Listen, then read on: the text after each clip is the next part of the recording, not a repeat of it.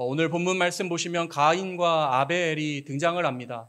가인과 아벨 우리가 너무나 잘 알고 있는 인물인데요. 심지어 그 드라마 제목도 있었죠. 카인과 아벨이라는. 아담과 하와가 낳은 가인과 아벨의 이야기가 여기 본문에 등장을 하고 있는데, 아담과 하와가 타락한 이후에 어떻게 죄가 확산되는지, 이 인류 세계에서 어떻게 죄가 이렇게 번성하게 되는지를 이 말씀이 우리에게 보여주고 있습니다. 가인과 아벨이 하나님께 제사를 드립니다. 둘 다 제물을 가지고 하나님께 제사 예배를 드립니다. 가인은 곡식을 가지고 하나님을 예배했고, 아벨은 그 동물을 가지고 제사를 드립니다. 그런데 놀랍게도 하나님께서 아벨의 제물은 받으시고 가인과 가인의 제물은 받지를 않으십니다. 그래서 어떤 사람은 이것을 두고 가인은 곡식으로 드렸기 때문에, 그리고 아벨은 동물을 드렸기 때문에 하나님께서 받고 받지 않으시고 한 것이다 라고 이야기하는 사람도 있습니다. 그러나 그렇지 않습니다. 곡식으로 드리는 소제도 제사 종류 중에 있지 않습니까? 그러니까 단순히 곡식을 드렸느냐 동물을 드렸느냐 하는 문제는 아닙니다. 우리가 유추할 수 있는 그 표현이 무엇이냐 하면, 하나님께서 제물을 안 받으셨다, 제사를 안 받으셨다라고만 말씀하지 않고 그와 그의 제물을 받지 아니하셨다, 이렇게 표현하는 것을 보고서 우리는 하나님께서 단순히 제물을 뭐로 드렸느냐에 따라 그 제사를 받고 안 받고 하신 게 아니라 그가 누구였느냐, 그가 일주일 동안 어떠한 삶을 살았느냐, 그가 지금 어떠한 마음으로 하나님을 예배하느냐에 따라 그 예배를 받으시고 안 받으시고 하는 거구나라는 걸 우리가 알 수 있습니다. 성도님들, 이번 한 주 어떻게 사셨습니까? 하나님을 더욱 사랑하고 하나님을 더욱 생각하며, 그리고 우리 주변에 있는 우리 어려운 이웃들을 돌아보면서 그들을 위해 무엇인가라도 의미 있는 일, 보람 있는 일을 하기 위해 노력하면서 한 주를 사셨습니까? 아니면 하나님도 모르고 우리 이웃도 모른 채 그냥 하루하루 살아가던 대로 혹시 지내오셨습니까? 바라기는 우리가 가인과 같은 예배가 아니라 아벨과 같은 예배로, 하나님이 기뻐 받으시는 예배로 언제나 하나님께 영광 올려드렸으면 좋겠습니다. 이렇게 가인은 아벨의 제사만 하나님이 받으시자 가인이 동생 아벨을 돌로 쳐서 죽입니다. 인류 최초의 살인사건이 등장을 하는 거죠. 가인이 왜 아벨을 죽였을까요? 크게 두 가지 이유 때문일 것입니다. 하나는 시기심과 질투심 때문이겠죠. 나도 분명히 제사를 드렸는데 하나님이 내 제사는 안 받고 저 동생 아벨의 제사만 받으시네 하면서 시기와 질투심으로 인해 그 의로운 아벨을, 아무 잘못도 없는 아벨을 돌로 쳐 죽인 것일 겁니다. 그리고 두 번째 이유는 하나님께서 가인에게 분명히 말씀하실 때 살인하기 전에 먼저 경고를 하시거든요. 죄가 너의 문 앞에 엎드려 기다리고 있다. 그러니까 너는 그 죄를 다스려라. 이런 말씀을 하십니다. 그러니까 죄가 너를 유혹하고 너를 삼키기 위해 내 앞에 놓여 있으니 너는 그 죄에 넘어가지 말고 무너지지 말고 그걸 다스려 이겨라. 승리해라. 이렇게 이야기를 하십니다. 경고까지 하시거든요. 그런데 이 경고를 듣고 나서도 가인은 그 경고를 무시하고 아벨을 쳐 죽입니다. 이 표현 있잖아요. 죄가 우리 앞에 엎드려 있지만 우리는 죄를 다스려야 한다라는 이 표현, 오늘날 우리에게도 여러 가지 시사하는 바가 분명히 있을 겁니다. 종교개혁자 마틴 루터가 한 말 중에 이런 말이 있습니다. 공중의 새가 우리 머리 위에 날아다니는 것은 우리가 어떻게 할 도리가 없습니다. 방도가 없죠. 그 막을 수 없잖아요. 우리 머리 위에 새가 날아다니는 것은 막을 수 없지만 그 새가 내 머리 위에 집을 짓는 것은 막아야 한다라는 이야기를 루터가 했거든요. 이게 무슨 말이냐 하면, 죄가 갑자기 우리 생각과 우리 마음에 갑자기 찾아와서 우리를 유혹할 수 있습니다. 그럴 때 그 죄를 우리가 다스리느냐, 그 집을 짓지 못하도록 우리 마음을 잘 지키느냐 하는 문제는 우리의 문제다 하는 것입니다. 성도님들 어떠십니까? 죄가 우리 마음 가운데, 우리 생각 가운데 찾아올 때 우리는 어떻게 대처를 해야 하겠습니까? 그 죄가 우리 마음 가운데 집을 짓도록 내버려 두시겠습니까? 아니면 집을 짓지 못하도록 얼른 그 죄악된 생각을 벗어던지고 잊어버리기 위해 노력을 하시겠습니까? 가인은 아벨을 쳐 죽입니다. 그리고 이제 오늘 본문 말씀이 등장합니다. 하나님이 그 가인에게 찾아와 질문을 하십니다. 이미 아벨을 죽인 것을 하나님은 다 알고 계십니다. 그러나 하나님은 가인에게 질문하십니다. 내 아우 아벨이 어디 있느냐? 가인에게 책임을 묻고 양심을 일깨우는 질문을 던지십니다. 이 질문은 단순히 아벨을 어디에다 묻어두었느냐 하는 질문은 당연히 아니겠죠. 그 질문이 아니라 도덕적으로, 영적으로 책임을 묻는 신문이 되겠습니다. 내 아우 아벨이 어디 있느냐? 그러자 가인이 대답을 합니다. 뭐라고 대답합니까? 내가 내 아우를 지키는 자니이까. 이런 말씀은 우리가 읽을 때 좀 삐딱하게 읽어야 합니다. 좀 이렇게 껌을 씹듯이 내가 내 아우를 지키는 자니이까 따지듯이 읽어야 합니다. 가인의 대답은 처음으로 인류가 하나님께 창조주에게 질문을 던지는 장면이기도 합니다. 가인이 하나님께 창조주께 처음으로 질문을 던집니다. 가인의 대답은 본인의 책임을 회피하는 것이고 냉소적인 태도이며 내가 내 동생의 거처까지 알아야 합니까? 묻고 따지는 그런 장면이 되겠습니다. 죄는 인간의 마음을 둔감하게 만듭니다. 성경은 뭐라고 표현합니까? 양심에 화인 맞은 자라는 표현을 성경이 쓰고 있지 않습니까? 양심에 화인 맞은 자, 그 양심의 감각을 잃어버렸다 하는 의미에서 이런 표현을 성경이 쓰고 있습니다. 내가 내 아우를 지키는 자니이까 라는 이 물음에 이 가인의 잘못이 들어가 있습니다. 지키다라는 이 히브리어 샤마르라는 이 동사는 창세기 2장 15절에도 등장을 하는데 하나님께서 아담과 하와를 창조하신 다음 그 에덴 동산에 두시고 이 땅을 경작하며 다스리라, 지키라 라고 하실 때 이 샤마르라는 단어가 나옵니다. 하나님은 첫사람 아담에게 이 에덴 동산을 경작하며 지키라고 하셨습니다. 인간은 흙으로 지음을 받았기에 흙으로 지음받은 또 다른 사람을 보호하고 지켜주어야 하며 하나님의 피조세계 또한 보존해야 할 의무가 온 인류에게 있습니다. 이를 잘 보여주는 장면이 아담이 혼자 있을 때 아담이 혼자 사는 것이 좋지 않으니 그 돕는 배필을 만들어 주어야겠다라고 하나님이 말씀을 하시면서 하와를 창조하지 않으십니까?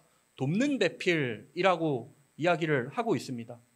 이 말씀은 단순히 아담과 하와가 서로에게 돕는 배필이다라는 것, 그리고 모든 부부는 이렇게 돕는 배필이다라는 것을 또 넘어서 온 인류는 서로가 서로에게 돕는 존재다라는 걸 우리에게 보여주는 그런 말씀이 되겠습니다. 우리는 서로에게 혼자 살 수 없는 존재로 우리는 지음을 받지 않았습니까? 우리 모두가 누군가에게 도움을 주는 돕는 배필, 돕는 자로 우리는 모두 창조되었다라는 것입니다. 우리 그 사람인자 그 한자를 파지해도 사람과 사람이 기대고 있는 모양이지 않습니까? 사람인자가 기대고 있는 모습이잖아요, 서로.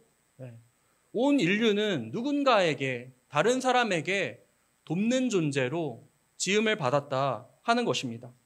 나는 다른 사람의 도움이 필요하고 다른 사람은 나의 도움이 필요하고 우리 모두가 서로에게 필요한 존재로 지음을 받았다 하는 것입니다. 그런데 가인의 이 질문, 하나님의 창조 계획과 정반대가 되는 질문이 되겠습니다. 내가 내 아우를 지키는 자니까? 내가 왜 지킵니까? 내가 왜 개에 대해 알아야 합니까? 내가 다른 사람에게 관심을 가져야 합니까? 이에 하나님이 말씀을 하십니다. 읽지는 않았는데요. 4장 10절 말씀 보시면 이르시되 내가 무엇을 하였느냐 내 아우의 핏소리가 땅에서부터 내게 호소하느니라. 아벨의 핏소리가 그 절규가 내게 들린다라고 말씀을 하십니다. 하나님은 억울하게 흘린 피를 외면하지 않으십니다. 성경 전체에서 하나님은 억울한 자의 핏소리를 듣고 응답하시는 분으로 묘사가 됩니다.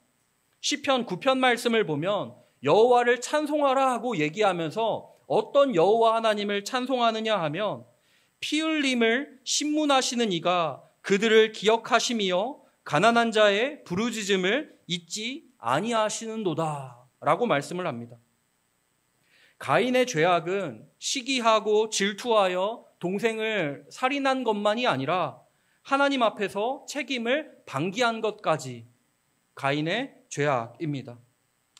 오늘날에 가인과 같이 우리 중에 누군가를 시기하고 질투하여 살인을 저지르는 그런 일은 우리 가운데 없을 것입니다.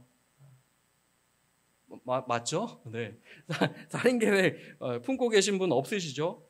다만 내가 내 아우를 지키는 자니까 라는 태도는 우리에게 있을 수가 있습니다. 나 살기가 바쁜데, 나 혼자 먹고 살기도 힘든데, 다른 사람에게 관심을 가질 여유가 없는데, 기억할 것은 이것입니다. 책임은 가해자만이 아니라 외면하는 자, 침묵하는 자에게도 있다는 것입니다. 하나님은 사람을 창조하실 때 서로에게 돕는 자로 창조를 하셨습니다. 서로 돌보는 존재로 지으셨죠. 혼자 살 수 없게 창조하신 겁니다. 성경은 인간을 철저하게 관계적인 존재로 보고 이웃사랑을 신앙의 핵심으로, 율법의 완성으로 하나님 백성은 이렇게 살아야 한다라고, 사랑으로 살아야 한다라고 쐐기를 박습니다. 나는 누군가를 가해하지 않았습니다 라는 말은 누군가에게 직접적인 피해를 주지 않은 것으로 들리나 하나님은 침묵하는 자까지 꾸짖으시는 하나님이십니다. 잠언 24장에 이런 말씀이 있습니다. 너는 사망으로 끌려가는 자를 건져주며 내가 말하기를 나는 그것을 알지 못하였노라 할지라도 마음을 헤아리는 이가 어찌 통찰하지 아니하시겠느냐. 나는 몰랐다, 나는 책임없다 라는 말이 하나님 앞에서는 통하지 않는다라는 말씀입니다. 야고보서 4장 17절에서도 사람이 선을 행할 줄 알고도 행하지 아니하면 죄니라 라고 말씀합니다. 죄는 나쁜 행동을 직접적으로 저지르는 것만이 아니라 해야 할 일을 하지 않은 것에서도 성립이 됩니다. 예수님의 선한 사마리아인의 그 비유, 누가복음 10장에 나오죠. 그 장면을 보더라도, 그 비유를 보더라도 우리가 이 사실을 알 수 있습니다. 제사장과 레위인이 등장을 하죠. 제사장과 레위인. 나는 직접적인 가해자가 아니기 때문에 강도 만나 거의 죽을 지경이 된 한 사람을 그냥 보고 지나갑니다.